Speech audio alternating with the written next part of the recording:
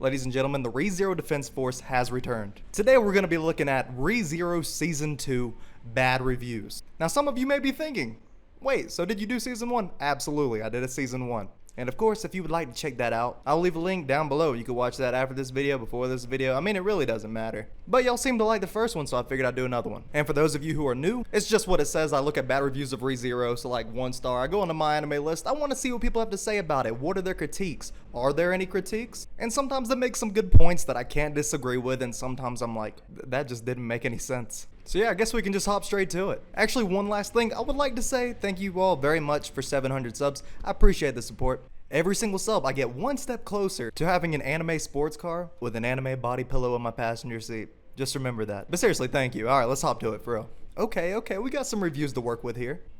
Okay, this isn't even a bad review, but I gotta take note of it real quick. Just for a second, if you don't mind. Behold an unthinkable present.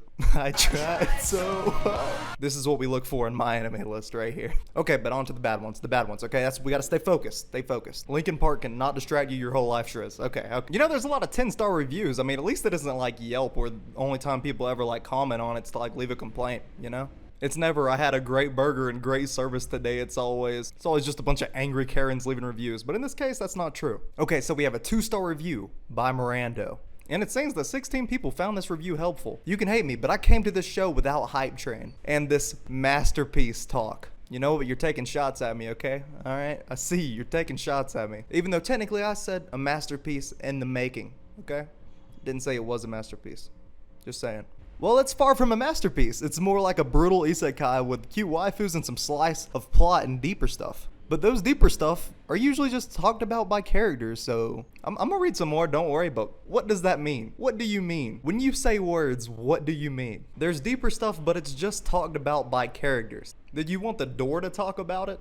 And I like the fact that it's a brutal isekai with cute waifus. What's wrong with that, man? You want a sweet isekai with ugly waifus? That doesn't make any sense. First of all, I don't really care now when Subaru dies. At this point, it's just part of the story that I got used to, and I don't really care. Just pushes the story forward, making viewers feeling bad for him. Or like me, you don't feel anything at this point. And creating this fake bond of attachment. Okay, now, I can kind of get this. Subaru dies, and now it's not necessarily, oh shit, it's kind of just like, what's next? Like, I get that. But I focus more on the implications of his death. What does that mean for other people? Where does he start back from? That's kind of a big deal. Also, his mental state, that's something to pay attention to, as it does ebb and flow, and at times gets really low. And to me, it kind of adds some substance to the story, even though it's not in a direct feeling bad for him dying type of way. Even though part of me still does every time. I'm kind of like, damn, he really has to go through this a lot. But like I said, I can see where you're coming from as far as like not caring that much. I get it. I kind of get that. And also, I'm a very emotional person, so yeah.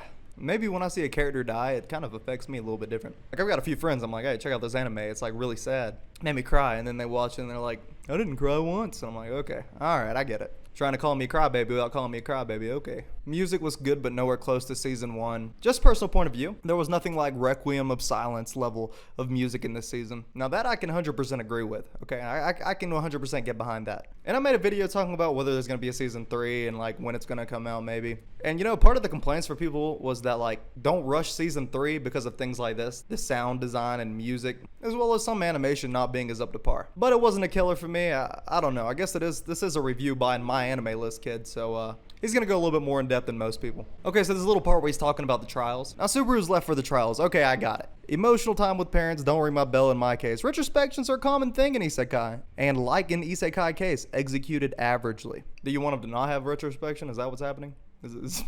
Like these type of like complaints, I've never really understood. Now, I get that maybe you would want it to happen a little bit differently. And one thing that I wish that these reviewers would do is be like, they should have done it this way. And then I could have been like, whoa, that's a good idea. But it never happens that way. It's just like, you used retrospection in an anime. And a lot of isekai animes tend to have retrospection. Bad job. Like, what do you want? No retrospection? Like, really? Want him to just live out his days there and then all of a sudden he's back in the real world? If that happens, and then he's like, wait, I forgot this place existed. Oh yeah, I have like parents and stuff. And then he talks about Eka now. I kind of like this. Thank flippin' God she appeared in the show. Finally a girl who actually has personality. And in the last episode, she shows her true face. Finally a girl who doesn't lick Subarus.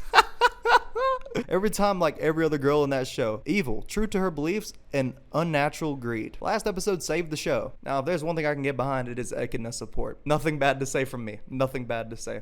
Like, if someone asked me if I wanted a sip of Echidna's tea or $1 million, I mean, it'd be a toss-up. It'd be a toss-up. Let me know down below what you take. Let me know. Alright, I'm done with that review. We're gonna move on to another one, but I like to say he left me a little note at the end. I mean, it wasn't directed at me, but it was directed at me, and probably you. We must treasure good shows, not mediocrity, or all we will be left with in the future is gonna be Rent a Girlfriend. Now hate me, fanboys. Wait, so I have like a pretty good question. I think it's a pretty good question. You let me know if I'm right down below. And this isn't a direct statement back to this guy, but if we're fanboys because we like the show, or fangirls, I mean, he kind of missed out on that part, but don't worry about that. Then does that mean people like him who don't like the show and kind of hate it or hate boys? That sounds pretty funny. Hashtag hate boy. Moving on to a different review.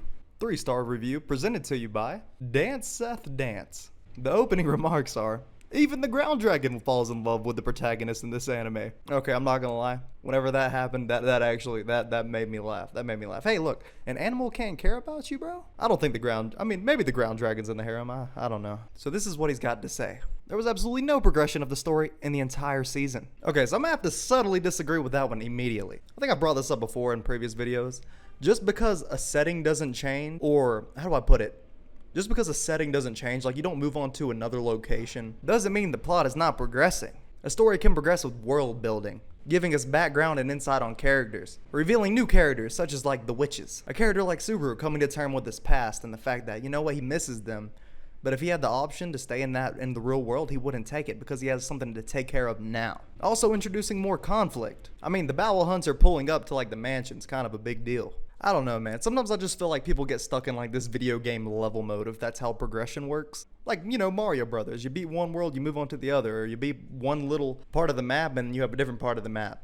That doesn't necessarily happen all the time, especially in a large-scale story, or at least a story that's not small-scale. Sometimes you hang around in an area, you learn a little bit about characters, background, you know, all that stuff. That's just my opinion. And another thing I'd like to mention is like, it was a Season 2 Part 1 and a Season 2 Part 2, so maybe he changed his mind in a Season 2 Part 2 video. By the way, let me know if you want me to do one of those as well, rating bad reviews on that, and I will gladly take you up on that offer. We still didn't find anything out about why he is there, and where there really is. Well, in my opinion, that's kind of a big plot deal. You don't usually reveal that too early into a story. I mean, if they did, it would be like hilarious because we just know.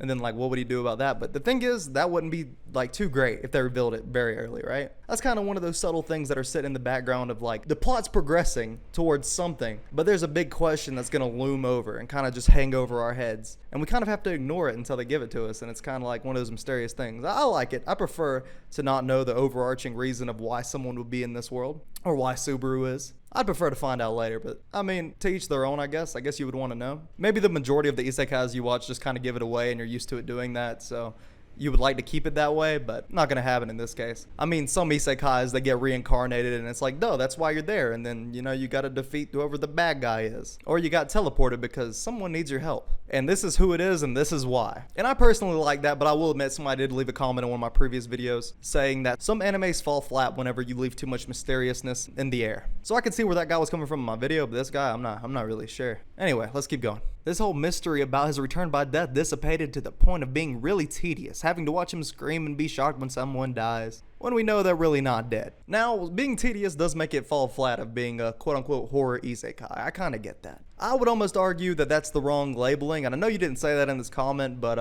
I'd say it's more of a psychological isekai, if that makes more sense. Maybe like a dark psychological isekai, you know? Because if you think about the big picture here, it's not just about the fact that he can return by death and, you know, wipe away any problems that happened before. Sometimes it's about the fact that you have an ability. You can return by death as many times as you want, and sometimes it feels like you're hopeless. And Subaru at some points in the story has even came on the verge of having to sacrifice something else. So yeah, I mean, honestly, sometimes it just gives it a sense of hopelessness. It's not that you're supposed to be sad whenever somebody dies, even though you should. I am. I get sad because that's just how I am. But in my opinion, it's more of a theme of hopelessness. Because what if you do have the ability to just reset everything? Does that mean you can make it right? And you know, in this case, Subaru's managed to do that for the most part. But we'll see in the future. Okay, this is pretty funny. At the very end, he's complaining about people giving it 10-star reviews 4 episodes in. And I gotta say, that makes sense. It's like, god dang it. I watched the whole thing and I've got to write a review about how I really don't like this. But some people really liked it 4 episodes in. I'll be damned. But I get it, you know? Kind of like giving a food review or something, you know? and you only ate the fries, not the steak. I get it. I get it. Anyways, moving on. Next review is brought to you guy with no profile picture. Really classy. I like it. What a class act guy. I'm not even going to try to say this name because, like, what's the point? I enjoyed the first season, but the second season is so boring. Nothing happens. Here we go again, huh?